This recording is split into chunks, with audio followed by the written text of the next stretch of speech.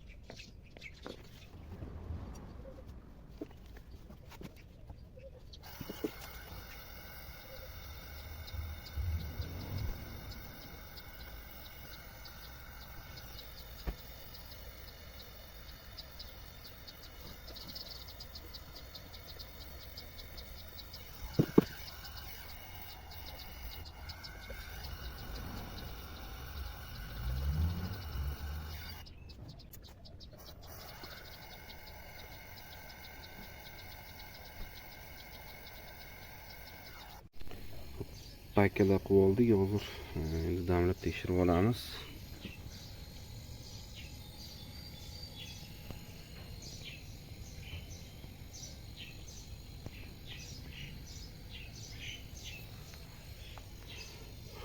Biroz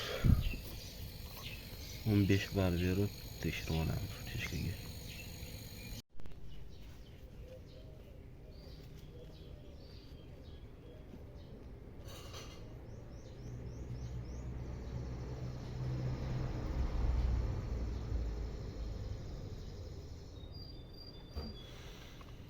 Xohlasa paykalarimiz yaxshi.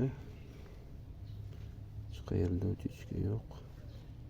Endi boshqa ichkari kontrollarda utechka yo'qmi tekshirib olamiz. Nima qilib qo'ydik, damlab qo'ydik. 15 bar berib kutamiz endi. Xolodilnikimiz paykalarni qilib, o'sha vakuumga qo'yib qo'ydik. Xo'p, vakuumdan keyin zapravka qilamiz. Xo'p, xolodilnikimizni davom ettiryapmiz. Kunduz vaqt bo'lmadi, vakuum qilib qo'yganmiz, endi zapravka jarayoni. Xo'p, bu yerda dokumenti bo'yicha zapravka qilinadi 600A gazdan 55 gram. Xo'p, shu taroziga o'lchab, iloji boricha 55 gram zapravka. Hop, zapravka qilib oldik. Shu 600 gazimiz. Xolos endi doza bo'yicha berdik. Bu yoqni endi kuzatamiz sekin. Tak, poka davleniyamiz minusda. O'zi 600 likda minus 10 da normal bo'ladi. Amperajlarimiz 47. Kompressorimiz shu kompressordan. Sekin jarayonni kuzatamiz.